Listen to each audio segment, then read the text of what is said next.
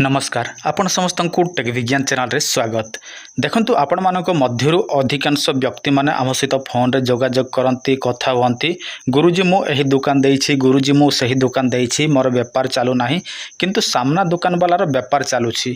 देखंतु एही सब समस्या होय आपण मानकर ग्रह नक्षत्र ता सहित कोनोसी लोकर खराब दृष्टि ता सहित कोनोसी लोक आपणक दुकान रे किछि भी तंत्र मंत्र प्रयोग करि दै थांती। फल रे कोन होय आपणक दुकान रु आ केही मध्य ग्राहक किणिकी नियंती नाही किंबा कोनोसी लोक मध्य आपणक पाखकु आसंती नाही। एही सब समस्या को नै कि आपण माने अनेक पूजा विधि करंती, अनेक विधि विधान करंती, अनेक जगह को जानती एवं अनेक प्रकार चेष्टा मध्य करंती आपणक दुकान रे अधिक बिक्री हो बोली कि किंतु कोनोसी बिक्री होए नाही। आपण माने विभिन्न प्रकार जंत्र मध्य दुकान रे टांगंती, ताबीज मध्य धारण करंती किंतु ताबीज टी धारण करिवे विधि विधान सहित तैयारी हेइथिबो ताहाले ही आपण मानकर काम होए आ विधि विधान सहित तैयारी होई नथिले से सब काम करे नाही।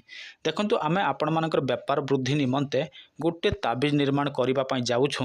जेउ ताबीज टी आपण माने व्यवहार करिवे आपण मानकर दुकान रे अधिक बिक्री हबो, ता सहित आपणक दुकान रे जत्ते मध्य नकारात्मक शक्ति थिबो से सब दूर होई जिवो, कहार नजर लागिथिबे से सब दूर होई जिवो, किए जदि आपणक दुकान रे टोटका करिछि से सब मध्य दूर होई जिवो। देखंतु जदि आपण मानको विश्वास लागुछि ईश्वरक उपरे ताहाले आपण माने आखि बंद करिकि एही सब नियंतु। निश्चित भाबरे आपण मानकर वाणिज्य व्यवसाय एही सब चलिबो।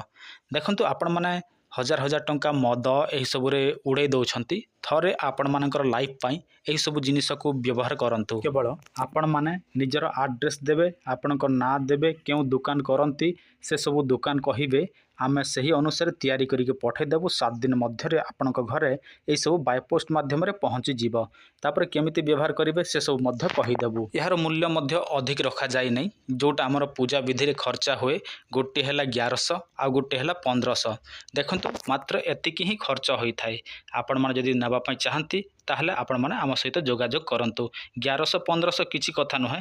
जदि आपण मानकर भाग्य साथ देला गोटे दिन रे आपण माने सेतिकी टंका रोजगार करि परिबे बा आपणकर लाभ होई परिबो।